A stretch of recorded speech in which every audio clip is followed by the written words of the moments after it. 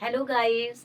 सबसे पहले तो आपके कमिंग एग्जामिनेशन के लिए ढेर सारी शुभकामनाएं। Best of luck to you all for UP board students and CBSE also. Right, बहुत पढ़ लिया आप लोगों ने, एक साल बहुत ज़्यादा लिख लिया, सीख लिया, हमने भी बहुत कुछ सिखाया, लेकिन अब टाइम है ओवरकम की कि कैसे एग्जामिनेशन पे आपको ओवरकम करना है। तो without having any pressure, be prepared. Okay, I would like to say that your coming examinations are not mean to show your fear, but to show your preparation, having full confidence. Right? So without getting late, I start the topic. बेटा, अब आप लोग का English का exam आने वाला है कुछ ही क्षण में, कुछ ही पल में, कुछ ही दिन में, कह लीजिए, जो भी समझिए। तो सारी चीज़ें तो बताना पॉसिबल नहीं है, बट सबसे पहले तो हम कुछ मेन चैप्टर्स की बात करते हैं। और आज का जो टॉपिक है वो आप स्पेसिफिक मानिए, रोज से बिल्कुल हट करके है, जो कि हमारे टॉपर्स के लिए भी है, मिडिल बच्चों के लिए भी है, और जो पढ़ने में थोड़े से कमज़ोर हैं या पढ़ना नहीं चाहते, पढ़ते नहीं, एक दिन प्रिपरेशन करके वो एग्ज़ाम देना चाहते हैं, तो उनके लिए भी है। तो जो हमारे टॉपर्स हैं उनके लिए तो कोई चिंता की बात ही नहीं, वो तो पढ़ते आ रहे हैं, हम समझते हैं उनका सब कुछ तैयारी होगा। हाँ, और जो नहीं पढ़ते हैं उनके लिए खास करके है कि इसीलिए मैं कम लेसन्स के साथ यहाँ पे आई हूँ कि कौन कौन से लेसन्स को आपको ज़्यादा फोकस करना है। जो हर साल अल्टरनेटिव, चाहे वो सीबीएसई बोर्ड हो चाहे आपका यूपी बोर्ड है, उन एग्ज़ाम्स में आपके ये चैप्टर्स आते ही आते हैं। राइट, तो आप बिना देर किए हम शुरू करते हैं। जल्दी जल्दी उस चैप्टर्स के नाम नोट कर लीजिए। चैप्टर्स, आप मान लिया मैंने कोई क्वेश्चंस कवर ना किया हो तो चैप्टर याद रहेगा, तो कुछ अपने से भी आप चैप्टर्स के थ्रू कुछ तैयारी कर सकते हैं। अगर आपको वो चैप्टर पूरा उसका क्लियर कॉन्सेप्ट है, तो आप कोई भी कॉम्पिटेंसी बेस्ड क्वेश्चन हो या बुक के एक्सरसाइज बेस्ड क्वेश्चन हो, वो आप कर पाएंगे। तो जल्दी जल्दी बिना देर के मैं बोल रही हूँ वो कौन कौन से चैप्टर हैं, बुक हैं हमारे सामने। तो चैप्टर प्रोज की बात करते हैं। प्रोज में है a letter to God, that is first lesson in UP board. Right, second है Nelson Mandela, long walk for freedom, and third one is two stories about flying. Right, there are two parts in this chapter, जिसमें कि first one, his first flight is very important. Right, and the first chapter is from the diary of Annie Frank, and after that the another chapter is glimpses of India. इसमें भी 3 part हैं और तीनों ही part बहुत ही important है, चाहे वो आपका क्वेश्चन के लिए हो चाहे पैरा बेस्ड क्वेश्चन के लिए हो, ये इसके तीनों ही पार्ट इम्पॉर्टेंट है। अगला चैप्टर है प्रोज में madam right the bus. Right, and the last one is the sermon at Banaras. Right, so there are so many chapters in your book, but these are the chapters that is very important for your coming examination. Okay, तो ये सारे तो chapters हैं, I hope आपने note कर लिया होगा। Right, अब हम इन चैप्टर्स के क्वेश्चंस की बात कर रहे हैं। I have so many papers and from different board, CBSE and UP board, and after analyzing the board papers, right, now I'm here to give some important question. तो हम अगर लेंचो की बात करें, first chapter a letter to God. वैसे भी आप जान लीजिए कि जब आप तैयारी करते हो एग्जामिनेशन की, तो ये मेरा खुद का अनुभव है, मेरा खुद का एक्सपीरियंस है एज ए टीचर, कि आप लगातार आप शुरू से पढ़ते जाते हो तो आप को लगता है ढेर सारी किताबों का कलेक्शन कर लेते हो, चाहे वो क्वेश्चन बैंक हो अलग अलग पब्लिकेशन का, तो उससे भी घबराहट होती है। तो पहले तो कलेक्शन से दूर रहिए। राइट, और चैप्टर्स को देख करके भी आप अंडर प्रेशर हो जाते हो। मैं बार बार कह रही हूँ कि your examinations are not mean to show your fear, but it show your preparation, having full confidence. So right, My dear children, stay calm and start preparation. Okay, you can do better. तो first chapter की बात कर रहे थे, a letter to God. A letter to God की summary अगर आपको clear है तो कोई भी क्वेश्चन हो, क्योंकि हम अभी हम बात कर रहे थे कि कैसे हमें तैयारी करनी चाहिए. There are so many chapter, suppose 1 2 3 4 5 6 से लेके 10 या 20 तक है. आप घबरा जाओगे. स्टार्टिंग कैसे करोगे? जैसे आप शुरू के 2-4 लेसन पढ़ लिया, फिर उसके बाद आप पीछे के 2 चैप्टर पढ़ लीजिए. राइट, ठीक है. और करके आ गया क्वेश्चन, बीच के अगर छूट भी गए तो 2 क्वेश्चन के बीच में और लगा दिया, तो शुरू के 3 लेसन किया, अगर बीच के 3 लेसन का दिया और करके, तो आपके शुरू के 3 लेसन तो तैयार रहेंगे ना. रहेंगे कि नहीं रहेंगे? अगर लास्ट के 2-3 चैप्टर आप तैयार कर लेते हो और बीच के चैप्टर्स को और में करके दे दिया, तब भी in this way you can get good marks. Okay, so there is no need to have a fear of examination, right? तो आप शुरू के 2-4 चैप्टर पढ़ लीजिए. Letter to God. तो अ लेटर टू गॉड में क्वेश्चन क्या आ सकता है? क्वेश्चन सबसे पहले तो if suppose competency based question अगर हम करते हैं बात, तो ये क्वेश्चन किया जा सकता है कि मान लिया कि आप अगर लेंचो, मतलब आप अपने आप को लेंचो की जगह रख लीजिए. ठीक है, तो लेंचो की जगह आपने अपने आप को रख लिया. ठीक, एक नॉर्मल वे में अगर बात करते हो तो शायद आप आंसर नहीं दे पाओगे. मान लिया आप लेंचो हैं और आपको वो लेटर मिलता है, तो क्या आप सरप्राइज होंगे या नहीं? अगर नहीं होते हैं तो क्यों नहीं होते? After getting the letter from God, as he asked money to sow seeds again to feed his family, right. तो एज अ लेंचो अगर आपका डिस्ट्रॉय हो जाता है फसल और आप लेटर लिखते हो, तो आपको वो लेटर का जवाब आता है, तो आप सरप्राइज क्यों नहीं होते हो? या इसी को पूछ सकता है कि after getting the letter from God why did he not surprise, कि वो उसको आश्चर्य क्यों नहीं हुआ? क्यों नहीं हुआ? हम आप समझ, थोड़े से में आंसर बता दे रहे हैं कि जिस चीज को आप पता है कि ये होना ही होना है, तो आप आई थिंक सरप्राइज नहीं होंगे. क्यों? He had a faith in God. वो गॉड में बहुत ज्यादा विश्वास करता था. This is the reason. यही कारण था कि वो सरप्राइज नहीं हुआ. आपको पता है कि ये होना ही होना है, तो आप सरप्राइज नहीं होंगे. उसको बहुत विश्वास था कि पैसा तो आना ही आना है. ये शॉर्ट में मैंने आंसर बता दिया. आप डिपेंड करता है आपको इसको कैसे एलोबरेट करोगे. राइट.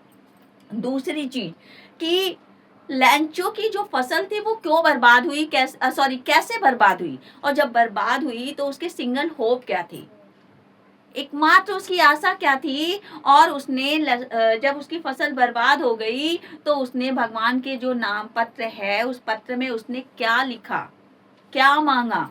राइट. एक क्वेश्चन ये भी बनता है कि लेंचो ने जो पत्र लिखा उसको रिसीव किसने किया?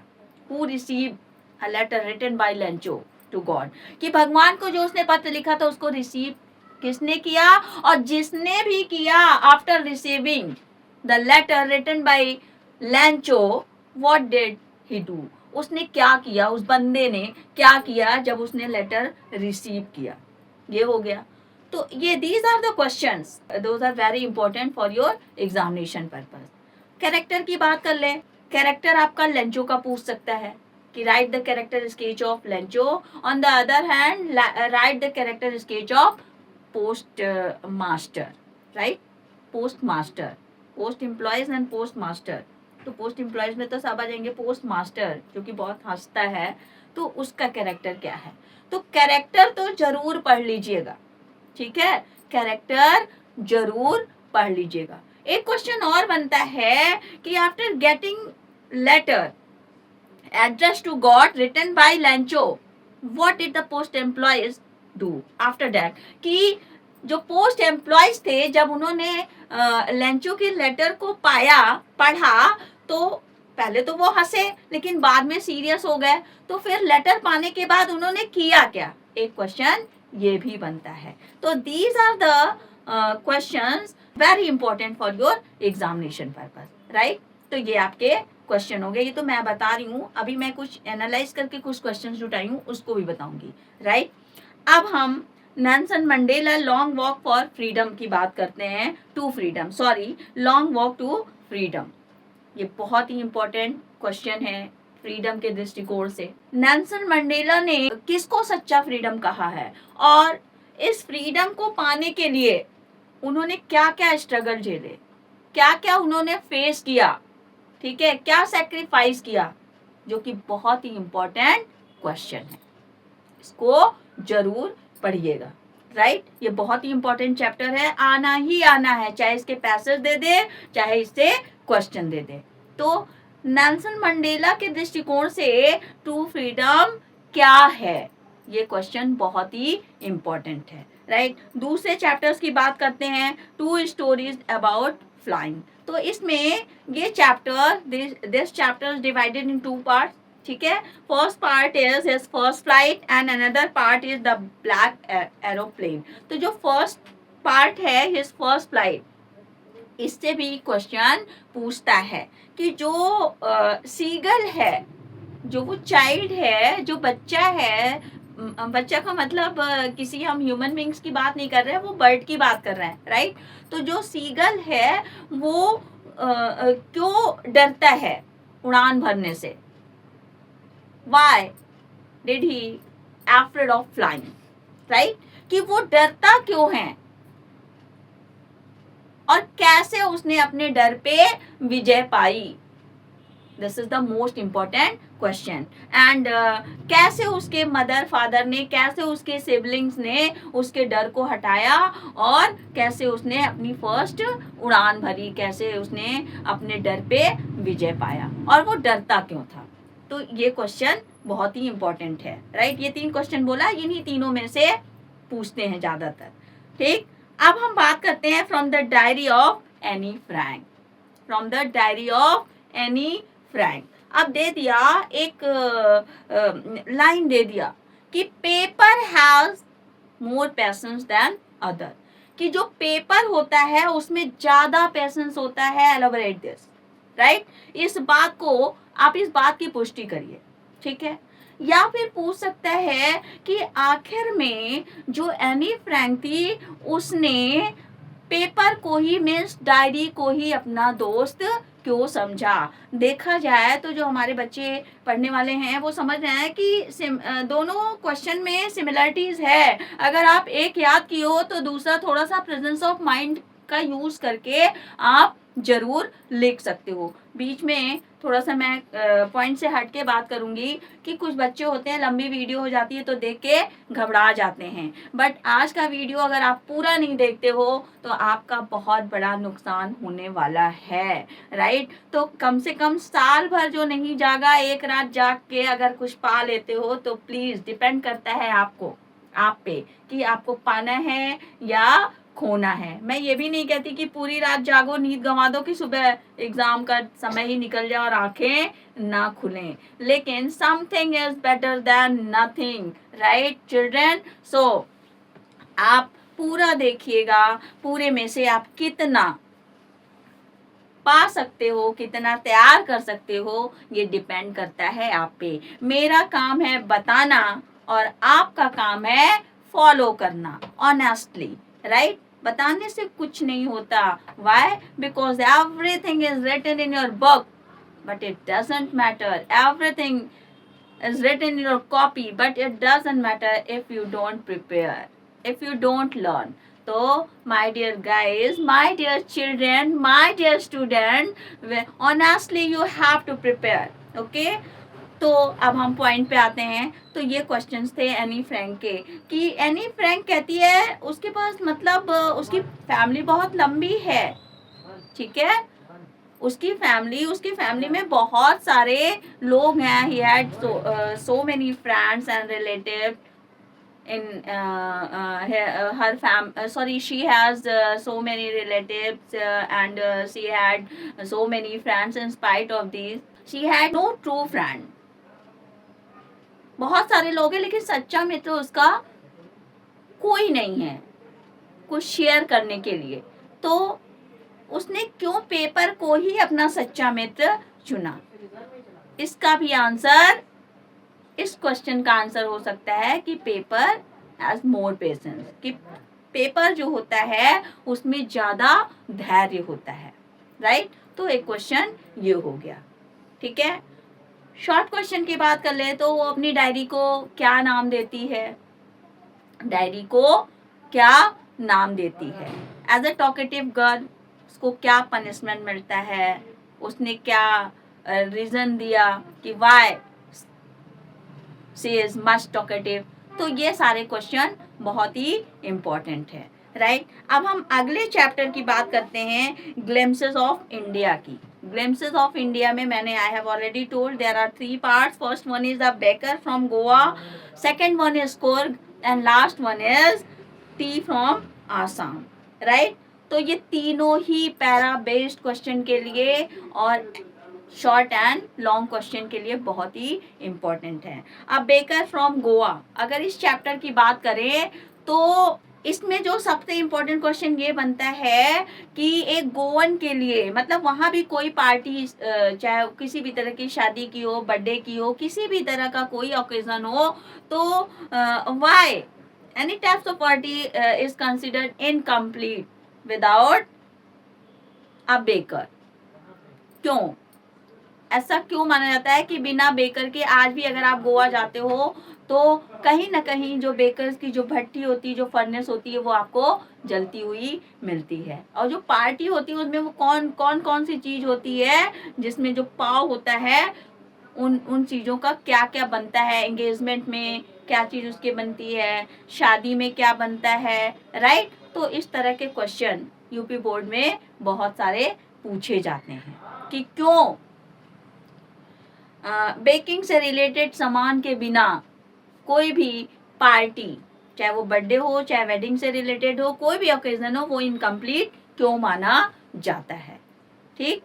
और कुर्ग की बात कर लें तो वहाँ की फसल्स के बारे में, वहाँ के ड्रेसेस के बारे में, हाँ, और सेम वहाँ के फसल, वहाँ के ड्रेसेस, इन सब के बारे में पूछा जा सकता है।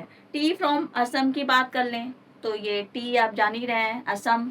तो इसमें 2 कैरेक्टर है, राजवीर है और एक प्रांजल है। तो वो दोनों जाते हैं, तो कौन किसके गांव जा रहा है, for what purpose they are going, वो क्यों जा रहे हैं वहाँ पे असम। एक का तो गांव है, वो समर वेकेशन स्पेंड करेगा, दूसरा वहाँ जाता है वहाँ के बारे में जानने के लिए। वहाँ जब हम कहीं नई जगह जाते हैं तो वाई वो क्यों सिटी फेमस होती है, किसके कारण उसकी पॉपुलैरिटी है, क्यों विजिटर्स वहाँ पे जाते हैं, तो ये सारी चीजें जानने के लिए दूसरा फ्रेंड प्रांजल के घर जाता है। थोड़ा सा कंफ्यूजिंग होता है, लोग कंफ्यूज जाते हैं कि प्रांजल राजवीर के घर जाता है कि राजवीर प्रांजल के घर जाता है, कौन जाता है। तो उसमें एक नाम अगर चेंज कर दिया तो क्वेश्चन का आंसर ही पूरा क्या होता है, पलट जाता है, ठीक है। अब अगले चैप्टर की हम बात करते हैं। अगला चैप्टर है मैडम राइड द बस।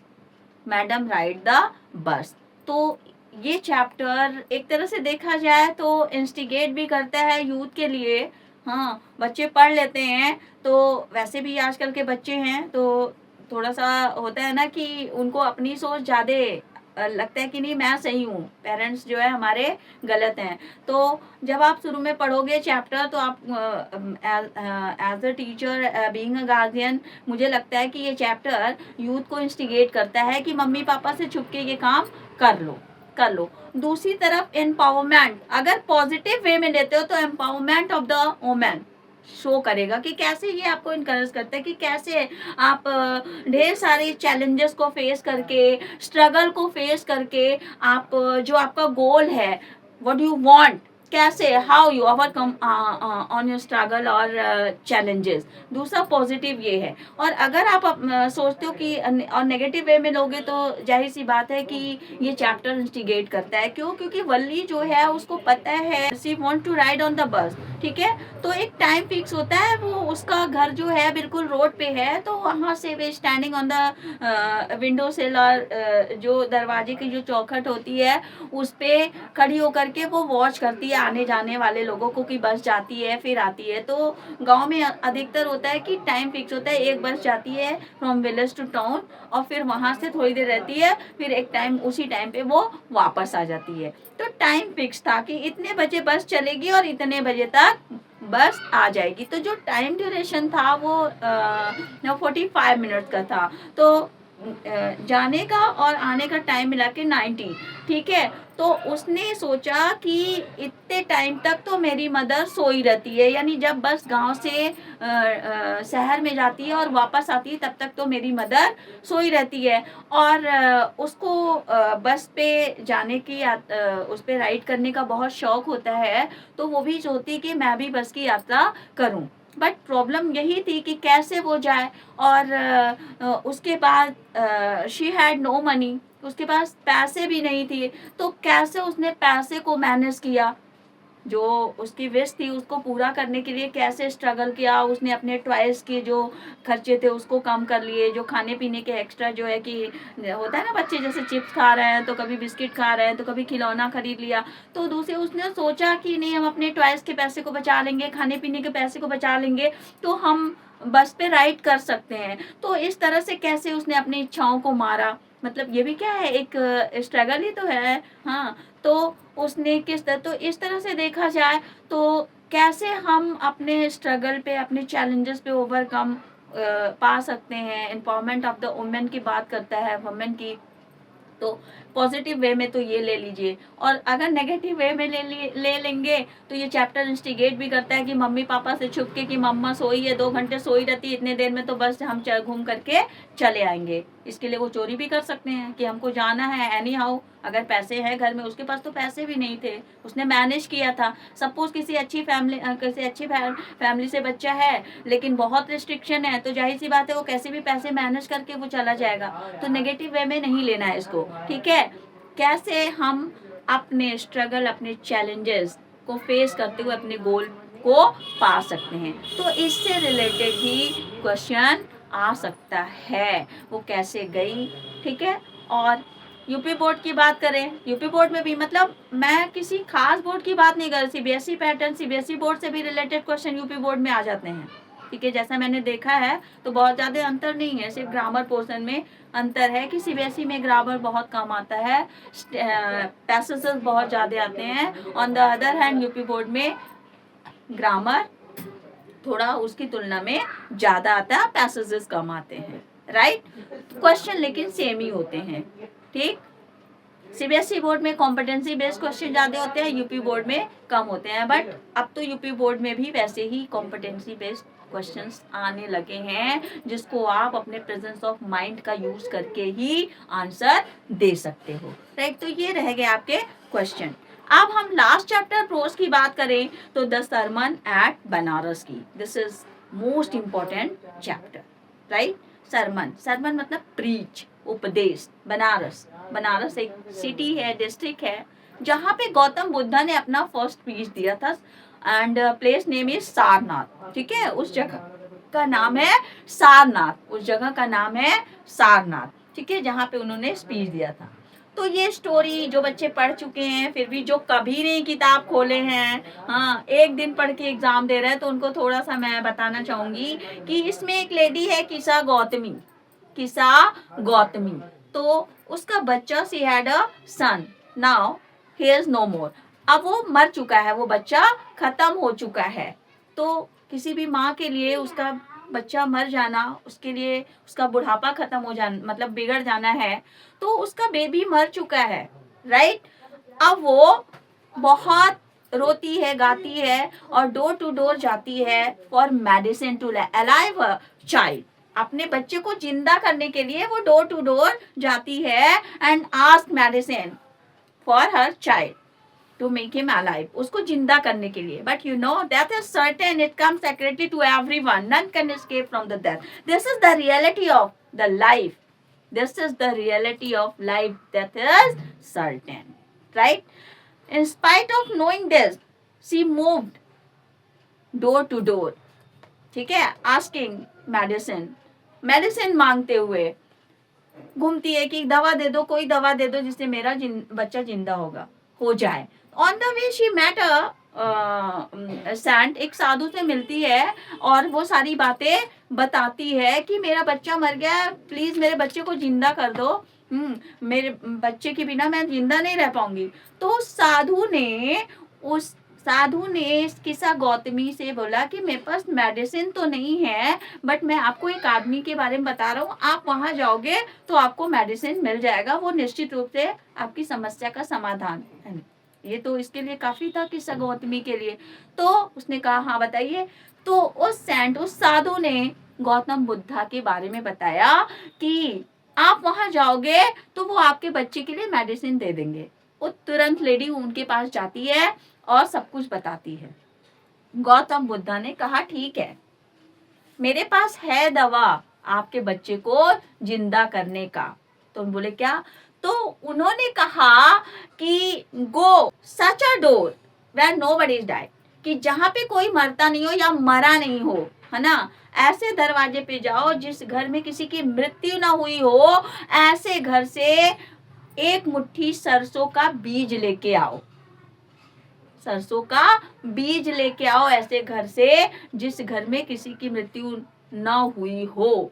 तो वो जल्दी जाती है, हर घर में जाती है। सरसों मुट्ठी भर तो मिल जाता है, जिस घर में गई सबने मुट्ठी भर सरसों दिया। जैसे लिया उसने फिर क्वेश्चन किया कि आपके घर में कोई मरा तो नहीं है?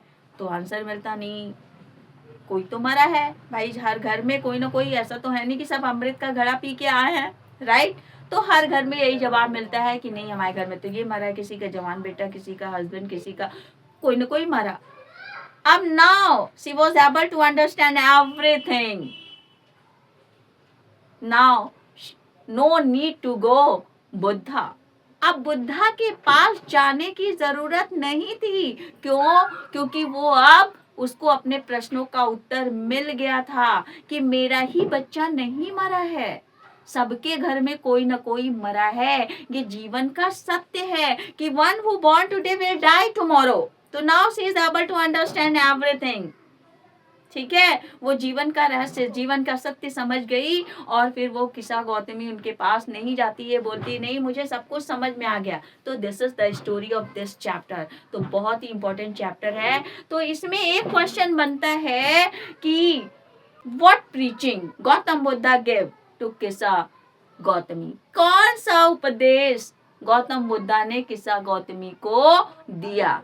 ऐसे पूछ सकता है, या ऐसे भी पूछ सकता है कि कैसे वो जीवन के सत्य को समझ गई, किस तरह से गौतम बुद्ध के उपदेश ने, गौतम बुद्ध के प्रश्नों ने, जो उन्होंने कहा, वो किस्सा गौतमी को जीवन का सत्य बता दिया।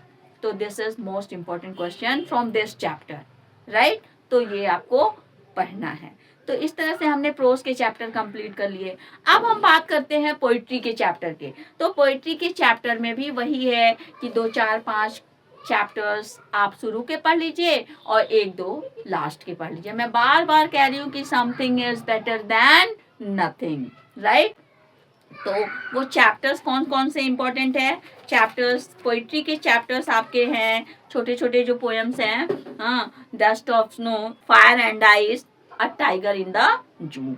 तो डस्ट ऑफ स्नो ये नेचर से रिलेटेड है।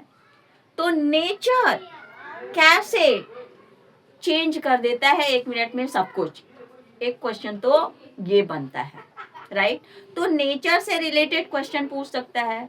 इसमें पोएटिक डिवाइस से रिलेटेड पूछ सकता है क्वेश्चन, राइट। ज्यादातर आपके पोएम में मेटाफर का ही यूज हुआ है, मेटाफर का ही यूज हुआ है। तो इस पोएम में भी मेटाफर ही है। यूपी बोर्ड की बात करें तो यूपी बोर्ड में इस तरह से पूछ सकता है कि कैसे डस्ट ऑफ स्नो ने पोएट के मूड को बदल दिया। क्वेश्चन बनता है कि पोएट क्यों जो है अपसेट था, राइट। स्टैंजा बेस्ड क्वेश्चन, थोड़ा सा पैटर्न चेंज है यूपी बोर्ड सीबीएसई बोर्ड का। तो ये जो क्वेश्चंस हैं यूपी बोर्ड में भी आते हैं और आपके सीबीएसई बोर्ड में भी आते हैं। तो पैटर्न स्टैंजा बेस्ड जो क्वेश्चन आते हैं यूपी बोर्ड में, उसमें तो ऑप्शनल होते हैं, वो दैट इज वेरी इजी, बहुत ही इजी होता है, आप कर सकते हो अगर चैप्टर्स मालूम है ना, पढ़े हो आप पोएम, ठीक है।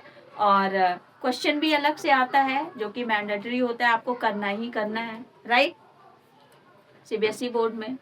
और आपके यूपी बोर्ड में मैंडेटरी नहीं है, उसके साथ ऑप्शन होता है, उसके साथ आप पोएम लिख सकते हो या तो क्वेश्चंस कर सकते हो, राइट। सीबीएसई बोर्ड में सेंट्रल आइडिया नहीं पूछता है, यूपी बोर्ड में सेंट्रल आइडिया पूछता है। तो सेंट्रल आइडिया के दृष्टिकोण से देखिए तो dust of snow, Amanda, right, fire and ice, a tiger in the जू।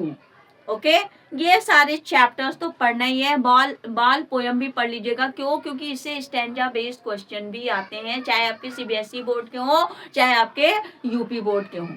मैं जो ये आपको बातें बता रही हूँ, ये किसी स्पेसिफिक बोर्ड के लिए नहीं है, बल्कि दोनों कंबाइन, ऐसा नहीं कि केवल यूपी बोर्ड के लिए है, दोनों बोर्ड के लिए है। ठीक है, पैटर्न थोड़ा सा चेंज है, लेकिन क्वेश्चन तो नहीं बदल सकते ना, चैप्टर्स तो नहीं बदल सकते, तो इसलिए दोनों लोग समझिएगा, अगर दोनों बच्चे अगर ये वीडियो देख रहे हो दोनों बोर्ड से रिलेटेड। ठीक है, तो ये सारे क्वेश्चन हो गए। अमांडा, अमांडा आजकल के बच्चों से रिलेटेड पोएम है। Everybody wants to lead life freely. ठीक है, सभी लोग फ्री लाइफ जीना चाहते हैं। अमांडा भी, she want to live the life of street boy.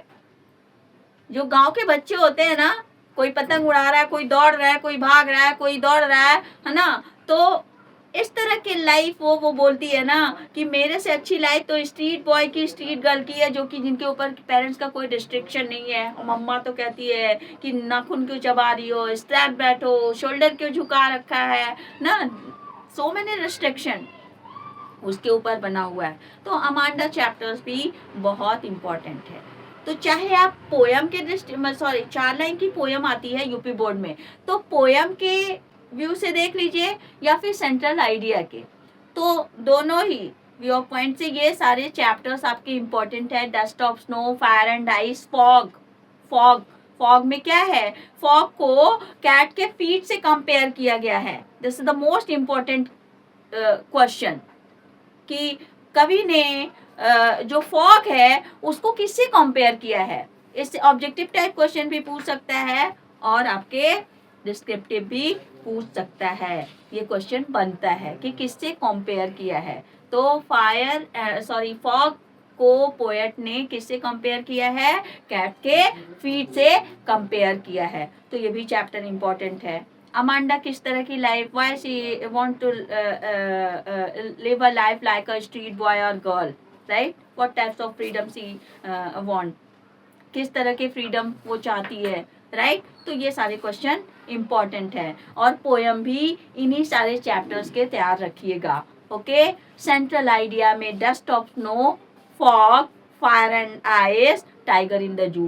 Tiger in the जू से भी एक क्वेश्चन बहुत मोस्ट इंपॉर्टेंट क्वेश्चन है कि what is difference between tiger in the zoo and tiger in the जंगल। एक जंगल के शेर में और पिंजरे में बंद शेर में क्या अंतर है। अपने आप को रख के देखिए ना कि आपको कमरे में बंद कर दिया जाए और बाहर छोड़ दिया, दोनों में क्या फर्क पड़ता है। जंगल का शेर राजा होता है, he can move freely, right, वो फ्रीली दौड़ सकता है, लोगों को डरा सकता है। लेकिन द टाइगर इन द जू वो क्या है, he move few steps and all his stand is behind the bars. Bars मतलब जो सेल, वो जो रॉड्स होते हैं, आपके विंडो होते हैं ना, जो लोहे का रॉड्स होता है उसी को बार्स कहते हैं। तो उसके सारे जो स्ट्रेंथ होते हैं, जो पावर होता है ना, वो क्या होता है, वो जो रॉड्स होते हैं लोहे के, आयरन रॉड्स, उसके पीछे होता है। तो this is the difference between tiger in the zoo and tiger in the jungle, right. तो this is most important question. या कंपेयर एंड कंट्रास्ट में भी कर सकता है कि compare and contrast the tiger in the zoo and the tiger in the jungle और forest. ठीक है, तो ये चैप्टर्स भी बहुत इंपॉर्टेंट है। नाउ अब हम आगे बढ़ते हैं आपके सप्लीमेंट्री से रिलेटेड क्वेश्चन, सप्लीमेंट्री से रिलेटेड क्वेश्चंस, चैप्टर्स। तो first one is a tramp of surgery. Chapters का नाम है ट्रैम्प ऑफ सर्जरी। तो जो पढ़ते चले आ रहे बच्चे उनको तो पता है, मेरे पास भी टाइम नहीं है, आपके पास भी टाइम नहीं कि पूरी स्टोरी बताया जाए, लेकिन जो आज वाले बच्चे जो आज ही पढ़ रहे हैं उनके लिए कि क्या है इसमें स्टोरी। इसमें जो मेन कैरेक्टर हैं वो 2-3 है। एक तो ट्रिकी है, ट्रिकी डॉग का नाम है। Objective type question UP board में आता है कि डॉग का नाम क्या है। Mrs Pumphrey is the owner of the dog and she is the very rich lady. Okay, वो बहुत ही रिच लेडी है, ठीक।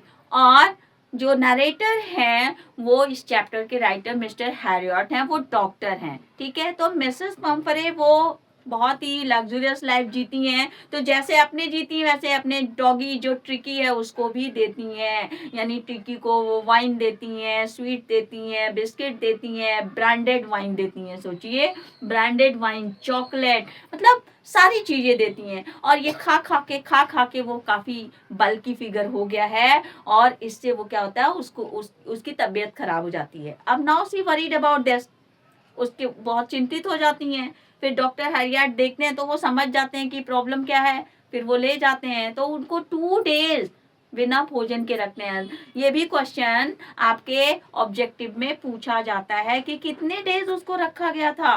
2 डेज बिना दाना पानी के रखा गया था, बिना खाना के, राइट। केवल वो कुछ नहीं दिया डॉक्टर ने, ठीक है। तो ये क्वेश्चन इंपॉर्टेंट है। मिसेस पंफरे का कैरेक्टर स्केच भी पूछा जा सकता है, ठीक है। क्यों, why she was worried about his doggy Tricky, वो why she was worried about her doggy Tricky, कि वो अपनी डॉगी ट्रिकी के बारे में क्यों चिंतित थी। what types of treatment the narrator or you can say doctor Mr. Harriet gave to Tricky, किस तरह का उन्होंने वो देते हैं उसको ट्रीटमेंट, डॉगी को कैसा उन्होंने ट्रीटमेंट दिया, देते हैं। तो ये आपके क्वेश्चन इस चैप्टर से पूछे जा सकते हैं, राइट। अब हम अगले चैप्टर की बात करें, द थीफ स्टोरी। इसकी बहुत मॉरल वैल्यू है, बहुत ही मॉरल वैल्यू है इस चैप्टर की। इसमें 2 कैरेक्टर है, अनिल एंड हरी सिंह। तो हरी सिंह जो था वो प्रोफेशनल नहीं था, वो समय समय पे हर तरह के जो मिल जाता, जिस तरह के वर्क वो कर लेता। तो क्या है कि वो पुलिस से बचने के लिए हर जगह अपने नाम बदलता है, हर जगह अपने नाम बदलता है। और on the other hand Anil Singh was very innocent person and due to this, यही कारण है कि जो हरी है वो उसका अपना टारगेट बनाता है कि नहीं, इसको तो ये बहुत ही इनोसेंट बंदा है, इसको हम बहुत अच्छी तरह से इसको चीट कर सकते हैं, ठीक है। तो उससे दोस्ती बनाता है, उसके घर में जॉब लेता है, हाँ, कि मैं तो खाना बनाऊंगा और जो भी वर्क होगा करेंगे। लेकिन उसने, अनिल सिंह ने कहा, but I can't pay for this, मैं तुम्हें पेमेंट नहीं दे सकता। बोले कोई बात नहीं। तो उसके बदले वो उसको पढ़ना सिखाता था, नंबर सिखाता था, है ना, ये सारी चीजें करता था। फिर एक उसकी किताब, वो राइटर था, अनिल सिंह क्या था, राइटर था। उसकी किताब जब छपती है उसको पैसे मिलते हैं तो ले आता है, बंडल रखता है। हरी सिंह देखता है उसको, तो now he decided to steal the money. तो उसने डिसाइड किया कि अब पैसा चुराएगा, और रात को वो पैसा चुरा भी लेता है और लेके चला भी जाता है। लेकिन कहा जाता है ना कि ऑनेस्टी व्यक्ति की जो है, जो अगर आप ऑनेस्ट हो तो हम in my opinion honesty is a great weapon, कि किसी भी व्यक्ति की ईमानदारी बहुत ही बड़ा एक औजार है जो जिससे हम लोगों को हरा सकते हैं। ऑनेस्टी, ये मेरी थिंकिंग है कि आप ऑनेस्ट हो, क्वालिटेटिव हो, तो चाहे जितना भी बंदा पूरे वेपन से लैस क्यों ना हो, लेकिन आपकी ऑनेस्टी और आपके जो स्किल है, आपका जो क्वालिटी है, अगले को डरा के रख देगा। तो अनिल सिंह बहुत इनोसेंट, बहुत ऑनेस्ट था, honestly without having any selflessness उसने जो है उसको पढ़ाया लिखाया, इवन वो खाना भी बना के उसको देता था। तो ये सारी चीजें, फिर जब वो हरी सिंह उसका पैसा चुरा के ले जाता है ना, तो उसका जो इनर कंसाइंस था वो उसको ये फोर्स किया कि नहीं, you are doing very wrong, ठीक है, तो तुम बहुत गलत कर रहे हो, ऐसा नहीं करना चाहिए। क्यों? क्योंकि पैसे जो हैं कि आपके हाथ में जो पैसे वो परमानेंट नहीं है, आज निकल खत्म हो जाएंगे। लेकिन अनिल सिंह जो दे रहा था तुम्हें, वो एजुकेशन दे रहा था, सेंटेंसेस भी सिखा रहा था। तो अगर तुम एजुकेशन ले लेते हो तो न जाने, अभी ये 600 रुपए है, ये तो अभी खत्म हो जाएगा, न जाने कितने 600 रुपए कमा सकते हो। तो thinking this he decided to return back. वो उसने सोचा कि मैं अब क्या करूंगा कि वापस जाऊंगा और अनिल सिंह का पैसा वापस कर दूंगा। तो ये स्टोरी है इस चैप्टर की। तो इससे भी क्वेश्चन पूछा जा सकता है, अनिल सिंह का और हरी सिंह का कैरेक्टर स्केच पूछा जा सकता है। इसके अलावा why did Hari return back to Anil, ठीक है, वो वापस क्यों आ गया, बहुत ही इंपॉर्टेंट क्वेश्चन है। वापस क्यों आया, उसने वापस पैसा क्यों रखा, क्यों दे दिया। एक क्वेश्चन ये भी आ सकता है कि अगर आप हरी सिंह होते ये कॉम्पिटेंसी बेस्ड क्वेश्चन कि सपोज मान लिया कि आप हरी सिंह हो तो आप क्या करते, आप क्या करते, उसने जो किया आपके दृष्टिकोण से सही किया या गलत, तो ये तो आप इसके आंसर आप अपनी बुद्धि से दे सकते हो। तो ये चैप्टर भी बहुत इंपॉर्टेंट है। अगला चैप्टर है food print without feed. This chapter is related with the scientist Griffin. वो बहुत ही ग्रेट साइंटिस्ट था बट लॉलेस भी था, ठीक है। वो बहुत ही उसका वो होता है ना कि आपको अगर किसी चीज का नॉलेज है तो हाँ कैसे आप यूटिलाइज करते हो, तो वो गलत ढंग से यूटिलाइज कर रहा था। तो ग्रिफिन का कैरेक्टर स्केच भी पूछा जा सकता है इस चैप्टर से, और ये भी कि वो आईपिन क्यों गया, हाँ, और उसने how did he rob stores and theatrical company, जो ड्रामा कंपनी थी उसको कैसे रॉब किया, और उसने लंदन के स्टोर को कैसे लूटा। ये सारे क्वेश्चन इस चैप्टर से आ सकते हैं, right. The making of scientist, ये भी चैप्टर इंपॉर्टेंट है, इससे भी कुछ क्वेश्चन पढ़ लीजिएगा। The last chapter from the food print without feed means supplementary से जो आखिरी चैप्टर है वो है चैप्टर भोली। भोली भी बहुत इंपॉर्टेंट चैप्टर है। पहले तो जो उनके डॉटर्स, रामलाल के जो डॉटर्स के नेम है वो सीक्वेंस में याद करिएगा। This is for UP board student. क्यों? क्योंकि सीक्वेंस में क्वेश्चन पूछता है कि तीसरी डॉटर का क्या नाम था, सबसे यंगेस्ट वन का क्या नाम था, एल्डेस्ट वन का क्या नाम था। This is the reason why I am saying to learn in sequence, ठीक है। क्यों मैं कह रही हूँ कि आप इसको सीक्वेंस में लर्न करिए, ठीक, यूपी बोर्ड के लिए। क्यों? क्योंकि ऑब्जेक्टिव टाइप क्वेश्चन में पूछा जाता है, ठीक है। इससे क्वेश्चन ये पूछा जा सकता है कि एक मतलब ये चैप्टर से अगर वुमेन एम्पावरमेंट की बात की जाए तो आप इसके बारे में क्या कह सकते हो, मतलब क्या दिखाता है।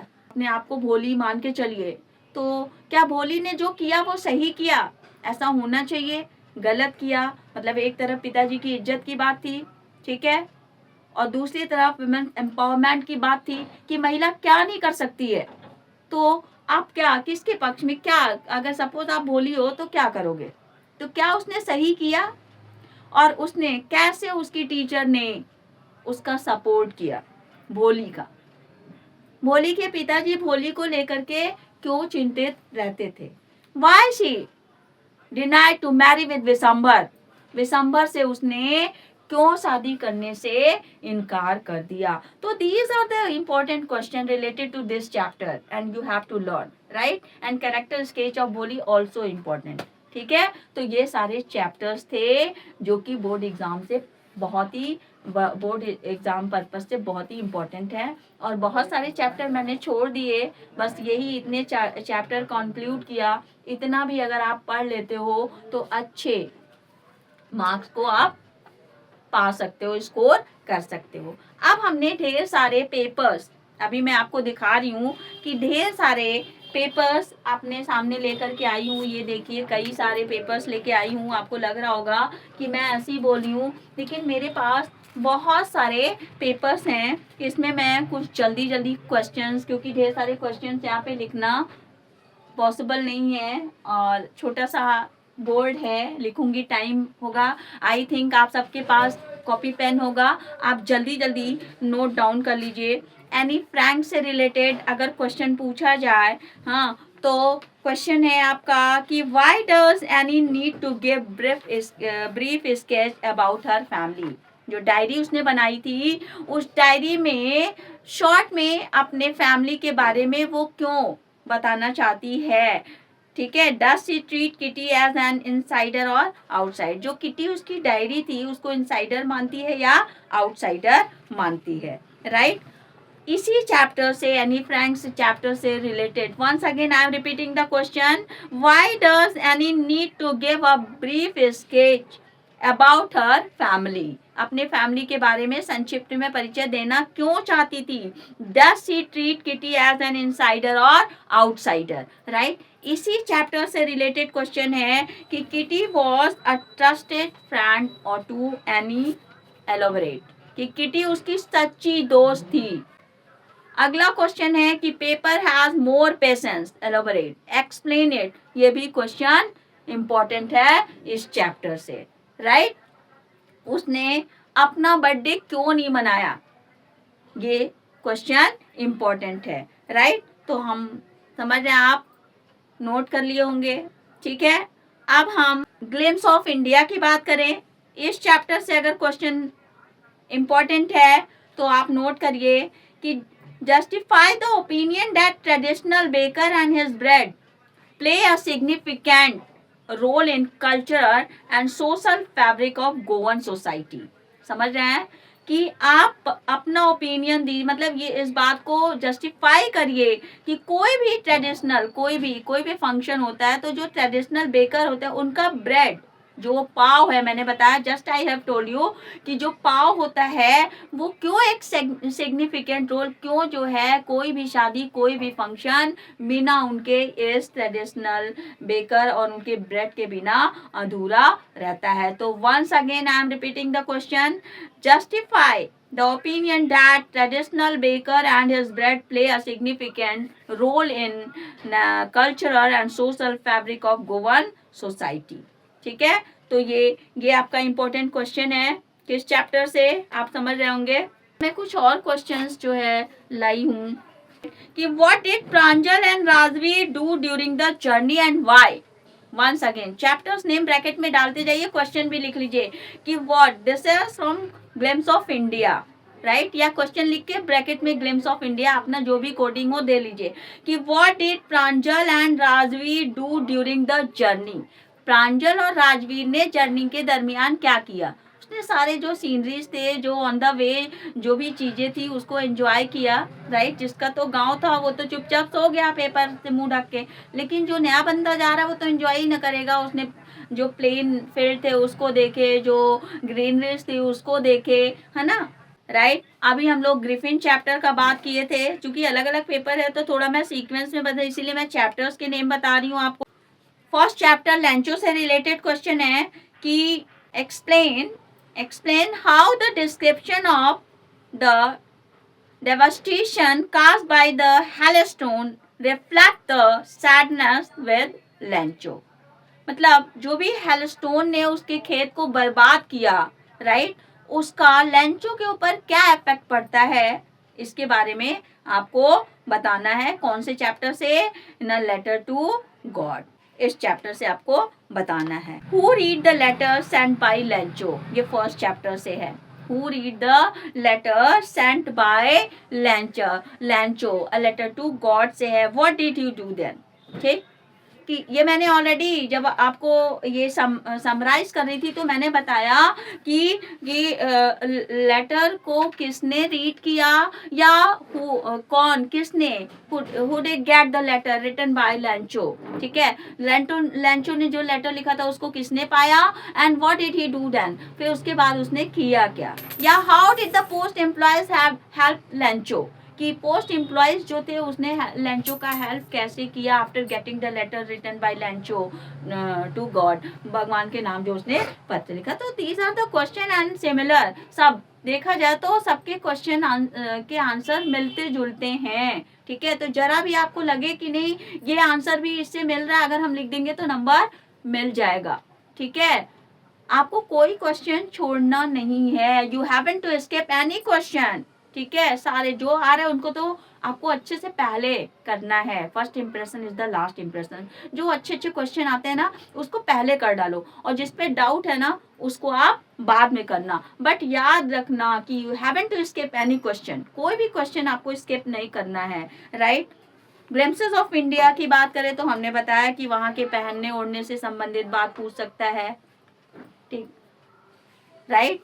और उसमें जो सेकंड पार्ट है कुर्ग, उससे रिलेटेड है। Where is Coorg related located, Coorg कहाँ है, ये भी मैंने बताया था कि कुर्ग कहाँ है, वहाँ ये क्वेश्चन आ सकता है। कोई भी two characteristic of people of Coorg, Coorg के दो कैरेक्टरिस्टिक बताने हैं वहाँ के। ठीक है, और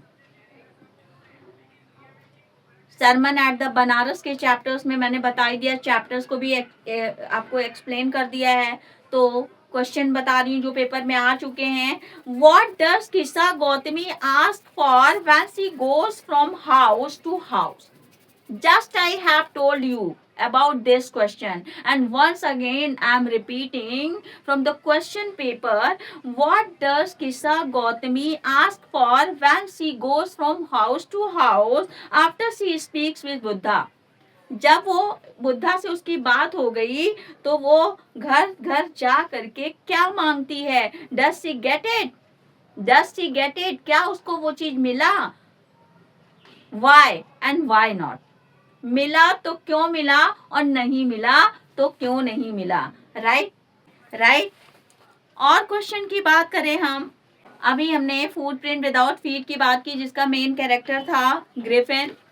तो इस चैप्टर से रिलेटेड क्वेश्चन है, why did Griffin decide to become visible and to go to Iping? ये मैंने अभी आपको बताया ही इस चैप्टर से क्वेश्चन। थीफ स्टोरी से लिया जाए तो who was Anil? How did he transformed Hari Singh's character? This is most important question. Who was Anil? How did he transform Hari Singh's characters? Right? Anil Singh कौन था एंड कैसे, मतलब how did he transform Hari Singh character? बहुत ही important question है। और भी question इस चैप्टर से हमने बताई दिए आपको कि कैसे, क्यों उसने डिसाइड किया हरी सिंह ने वापस जाने का, क्यों डिसाइड किया कि नहीं वो उसको चीट नहीं करेगा, उसका इनर कंसाइंस क्यों उसको फोर्स कर रहा था। और इन दोनों के कैरेक्टर भी ये बोर्ड एग्जाम पर्पज से इम्पोर्टेंट हैं, तो दोनों के कैरेक्टर भी याद कर लीजिएगा। राइट। अब हम ट्रायम्फ ऑफ सर्जरी की बात करें तो इससे क्वेश्चन आ सकता है कि what was mister Harriet strict advice? जो स्ट्रिक्ट एडवाइस था हैरियट की तरफ से वो क्या था? डॉक्टर हैरियट ने क्या दिया, क्या करना चाहिए कि कुत्ता सही हो जाए जो किट्टी था? Did Mrs Pomfrey agree to his advice? और जो उन्होंने जो एडवाइस दिया क्या मिसेस पॉम्फ्रे ने पालन किया था? अगर आप पढ़े हो तो लिख लोगे, नहीं पालन नहीं किया था। वो दे रही थी लेकिन बोल रही थी कि मेरा मन नहीं मानता। क्यों? क्योंकि वो बहुत, जो डॉगी था ना वो बहुत ग्लटन था, बहुत पेटू था, चाहे जितना पेट भरा रहे उसके जीभ से पानी टपकता रहता था। तो the question is from this chapter the Triumph of surgery, what was mister Harriet strict decision, strict advice for tricky? Did Mrs. Pumphrey agree to his advice? क्या उन्होंने उसका पालन किया था? मिसेस पम्फ्रे का कैरेक्टर भी पूछ सकता है। What kinds of treatment Mr. Harriot gave to Tricky? किस तरह का ट्रीटमेंट उन्होंने दिया? तो ये भी क्वेश्चन इंपॉर्टेंट है। ठीक है। अब भोली चैप्टर से बात करते हैं तो how would you have react if you were one of the guest witnessing Bholi's wedding when she refused to marry Vishambar Nath? This is competency based question. ठीक है। Now you have to use your presence of mind. Suppose you are a guest of Bholi's house, उसके घर के आप एक guest हो and you are present at that time, miss Bholi's marriage time, उसकी शादी के समय, एंड यू सा डिनाइंग द मैरिज। ठीक है, कि वो मैरिज करने से वो डिनाई कर रही है, तो what was your reaction at that time?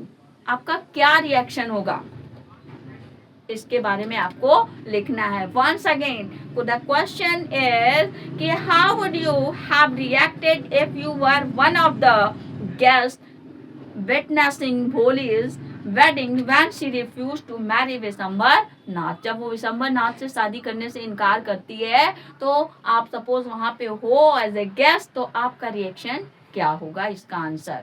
ठीक है, आप अपने माइंड से दोगे। दूसरी चीज कि भोली ने जो किया वो ठीक किया। हु सपोर्ट भोली? सपोर्ट भोली का सपोर्ट किसने किया? And why she did refuse to marry with Bishamber? Bishamber से शादी करने से उसने इनकार क्यों कर दिया? तो these are the important question. आपके ये इम्पोर्टेंट क्वेश्चन है जो बोर्ड एग्जाम में पूछे जा सकते हैं। राइट। ठीक है। थीप स्टोरी से कुछ और क्वेश्चन है कि why does Anil not hand over Hari to the police? जब सब कुछ पता हो गया, अनिल जानता था, he was fully well familiar about the Hari Singh in spite of knowing these things.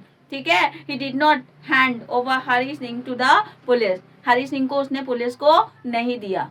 यही सब ऑनेस्टी थी जो हरी सिंह उसके यहाँ वापस आ गया।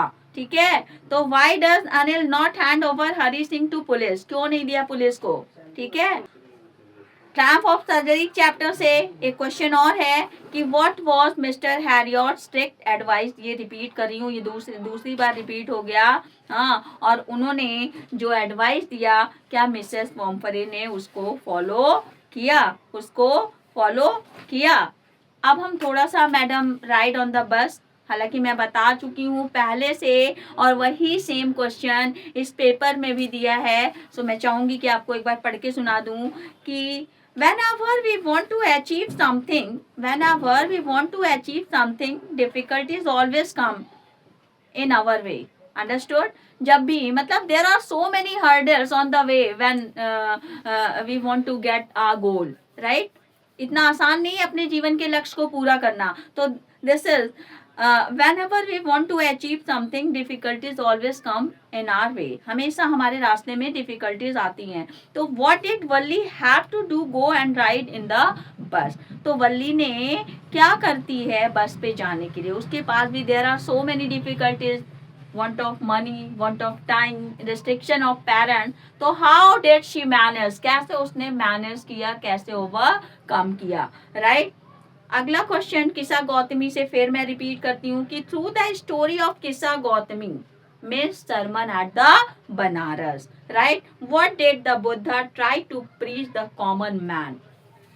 ठीक, क्वेश्चन है कि इस चैप्टर का मॉरल वैल्यू क्या है, ये क्वेश्चन ये भी कि what did you learn from the story from the Kisa Gotami, या ऐसे भी पूछ सकता है कि what did you learn from the story the sermon at the Banaras. Question paper में कैसे पूछा है आपके इसी क्वेश्चन को कि through the story of Kisa Gotami what did the Buddha try to preach to common man. एक लाइन में आंसर मैं बता रही हूँ, हालांकि एक लाइन में आप आंसर नहीं दोगे क्योंकि क्वेश्चन पेपर में ये 6 नंबर का है, राइट, 6 नंबर का है। तो पहले तो सारी स्टोरीज कि वो औरत क्यों दुखी थी, कहाँ कहाँ गई, किसके थ्रू वो बुद्धा के पास गई, फिर बुद्धा ने क्या किया, उसने क्या किया क्या नहीं किया, ये सारी चीजें ऐड कर दोगे। जो मेन आंसर है वो ये है कि बुद्धा ने एक प्रीच यही दिया कि जीवन का सत्य मृत्यु है, जीवन का सत्य मृत्यु है और मृत्यु से कोई बच नहीं सकता है। यही है इस स्टोरी का मतलब जो मॉरल है कि death is certain, none can escape from the death is inevitable hour it comes to secretly everyone, none can escape from the death, it is true one who born today will die tomorrow, कि जो आज पैदा हुआ है वो कल मरेगा, यही जीवन का सत्य और यही this is the preaching of Buddha that was given to Kisa Gotami, right. तो यही मेन आंसर है। आप सारी चीजें थोड़ी थोड़ी लिख करके एंडिंग आप इसी से कर दोगे तो अच्छे मार्क्स आ जाएंगे। तो ये मैंने सारे चैप्टर्स को एनालाइज किया, पोइट्री को भी आपको बता दिया कि सेंट्रल आइडिया कौन कौन से पोएम का आएगा, क्या क्वेश्चंस आएंगे, ये सारी चीजें आप पढ़ लीजिएगा। कितनी बातें आप नोट कर पाए हो हम तो नहीं जानते, कितनी आप तैयारी कर पाओगे ये भी मुझे नहीं पता। सारी चीजें आप पे डिपेंड करती हैं कि आपको कैसे पढ़ना है, कैसे आपको लिखना है विदाउट हैविंग प्रेशर। मैं बार बार कह रही हूँ कि प्रेशर लेके आप करोगे तो कुछ नहीं। कुछ जो बहुत तेज बच्चे हैं सिर्फ इन चैप्टर्स को एक बार पढ़ डालिए, बाकी तो आप कर ही लेंगे। और जो मीडियम है वो जो मैंने क्वेश्चन बोले उसको जैसे तैयार कर सकते हो करो, ठीक है। वही मैं जो कभी नहीं पढ़े उनको मैं कहूँगी कि आज जितनी चीज़ें मैंने बताई चाहे जैसे भी रट्टा मार के जैसे भी नहीं कुछ तो 20 मार्क्स के objective type question he in chapter से तैयार कर लीजिए 20 नंबर के, राइट। और कुछ ना कुछ तो ऐसे वैसे करके आप कर ही लोगे, ठीक है। ग्रामर में बहुत ज़्यादा तो मैं नहीं बता पाऊंगी, ठीक है। आपके पार्ट्स ऑफ स्पीच से क्वेश्चंस आएंगे, एक सेंटेंस दे दिया, किसी को अंडरलाइन कर दिया, चाहे एडजेक्टिव को, नाउन को, प्रोनाउन को, एडवर्ब को, और वो कह देगा कि identify the underline parts of speech. 4 objective दे देगा, 4 ऑप्शन दे देगा, आप पहचानोगे जो ऑप्शन सही है। जैसे I am a good boy, right, और बॉय को अंडरलाइन कर दिया, आइडेंटिफाई, उसमें 4 ऑप्शन दे दिया, noun, adjective, adverb, none of these, तो आप बॉय नाउन है, आप नाउन जो भी ऑप्शन है नंबर सी बी जो भी बोला मैंने जिस नंबर पे वो आपका सही हो जाएगा। ठीक है, तो पार्ट्स ऑफ स्पीच से रिलेटेड तैयारी कर लीजिए। ठीक, पंक्चुएशन जो आसान है। पंक्चुएशन में क्या है, कभी कभी इजी दे देता है, एक लाइन का दे दिया, जैसे she is a good girl, she को स्टार्टिंग में स्मॉल लेटर में कर दिया, लास्ट में कुछ नहीं लगाया, तो जाहिर सी बात है सिंपल है, असर्टिव है। शी को कैपिटल में स्टार्ट करिए, लास्ट में फुल स्टॉप लगा दिए। ठीक है, यूपी बोर्ड की बात कर रही हूँ, लेकिन ज्यादातर डायरेक्ट स्पीच का ही सेंटेंस देता है। रिपोर्टिंग स्पीच और रिपोर्टेड स्पीच को एक साथ मिला देता है और आपको सेपरेट करना होता है। तो रिपोर्टिंग स्पीच को आप कॉमा से सेड तक दिया है तो सेड के नीचे कॉमा लगा दीजिए, उसके बाद आप कैपिटल में स्टार्ट करिए। राइट, हम थोड़ा सा बता दे रहे हैं जल्दी जल्दी। ठीक है, जैसे दे दिया सी सेड टू मी, ठीक है, और यहाँ पे दे दिया आई am a good girl. Right, अब इसी को पंचुएट करना है, 2 नंबर का है, बहुत आसान से। आप जानते हो, sentence always started with capital letter, तो ये इसमें रिपोर्टिंग स्पीच रिपोर्टेड स्पीच दोनों मिक्स है। तो आप जानते हो कि सेड टू मी इतना पार्ट आपका क्या होता है, यहाँ से यहाँ तक आपका रिपोर्टिंग स्पीच होता है, ये रिपोर्टेड स्पीच। आपको पता है कि reported speech always closed with inverted comma, तो आप क्या करोगे, और ये आपका स्मॉल लेटर में है, ये बड़े से हो जाएगा, सी सेड टू मी। अब यहाँ पे कॉमा से अलग कर दिया और इसको आप कॉमा में बंद कर दोगे, आई कैपिटल में हो जाएगा, आई am a good girl, I am a good girl, full stop लगाया और यहाँ इन्वर्टेड कॉमा क्लोज कर दिया। आप 2 नंबर पा लिए। अगर आपका ये इंट्रोगेटिव है तो आप यहाँ पे क्वेश्चन मार्क लगा दिए। मान लिया यहाँ ऑब्जेक्ट ये नहीं दिया है, केवल सेट तक दिया है, तो आप केवल यहाँ पे कॉमा लगा दोगे, फिर इसको इन्वर्टेड कॉमा में कर दोगे। तो ये इस तरह से आप पंक्चुएशन करके आप 2 नंबर पा सकते हो। ठीक है, थोड़ा सा हम जो थोड़े ज्यादा मार्क्स की बात करते हैं। डिस्क्रिप्टिव पैरा हो गया, डिस्क्रिप्टिव पैराग्राफ हो गया, आर्टिकल हो गया, रिपोर्ट राइटिंग हो गई। राइट, तो ये सारे भी आपके क्वेश्चन पेपर में आते हैं जिसमें ऑप्शन होते हैं descriptive paragraph, report writing, article, ये तीनों में से ऑप्शन होते हैं, डिस्क्रिप्टिव पैराग्राफ और report writing. Report writing, article और डिस्क्रिप्टिव पैराग्राफ, यानी दोनों में से कोई एक करना होता है। आपको सबसे ज्यादा जरूरी है फॉर्मेट पे ध्यान देना। आर्टिकल हो चाहे आपका रिपोर्ट राइटिंग हो, आपका व्हेन, वेयर, हाउ, इसके आंसर आपको मालूम होने चाहिए। ठीक है, आर्टिकल, जो छोटे छोटे आर्टिकल लिखे जाते हैं, समझ में आ गई बात। पेपर में छोटे छोटे आर्टिकल आपके छपे होते हैं। डिस्क्रिप्टिव पैराग्राफ ऐसे, जैसे पहले ऐसे फॉर्म में आता था, अब वो डिस्क्रिप्टिव में आता है, लेकिन ऐसे फॉर्म में ज्यादा एलोबरेट कर देते हो, इसमें शॉर्ट में ही एक पैराग्राफ आप लिख सकते हो। हिस्टोरिकल प्लेस पे आ सकता है, ग्लोबल वार्मिंग पे आ सकता है, इन्वायरमेंट पे आ सकता है, क्लीननेस पे आ सकता है। ठीक है, ये सारे इंपॉर्टेंट है। माई टाउन पे आ सकता है। आप स्टूडेंट हो तो स्टूडेंट से रिलेटेड टॉपिक हो गया आपके, importance of education, importance of manner, importance of discipline. Right, तो ये सारे इम्पोर्टेंट डिस्क्रिप्टिव पैराग्राफ है। लेटर और एप्लीकेशन में ऑप्शन होते हैं। मैं बार बार कहती हूँ कि फॉर्मेट पे 50% नंबर होते हैं। 6 नंबर का, अगर 50% से ज्यादा अगर मेरे को देना हो, सपोज मान लिया कि 4 नंबर का आपको एप्लीकेशन आया है और आपका फॉर्मेट पूरा सही है, जो बॉडी है, जो सॉलिटेशन है वो गलत है, तो 4 में मैं 3 नंबर आपका फॉर्मेट पे रखूंगी। तो मैं हमेशा ऑलवेज आई सजेस्ट यू कि आप हमेशा फॉर्मेट पे ध्यान दो। पता चला आपने लिखा तो लेटर, किसको लिख रहे हैं उसका एड्रेस ही नहीं है, ना तो सेंडर एड्रेस है ना रिसिपिएंट एड्रेस है। राइट, तो फॉर्मल एंड इनफॉर्मल लेटर होता है, दोनों के तरीके अलग हैं। तो जिसको नहीं पता है जल्दी जल्दी से आप देख लेना। ठीक है, ज्यादातर इलेक्ट्रिसिटी पे पूछता है, एडिटर से रिलेटेड, कि बोर्ड का एग्जाम है, लाउड स्पीकर बहुत तेज बज रहे हैं, तो कैसे हम अथॉरिटी का अटेंशन ड्रॉ करें। आपके सोसाइटी में रोड खराब है, कैसे सीनियर सिटीजन उससे इफेक्टिव हो रहे हैं, कैसे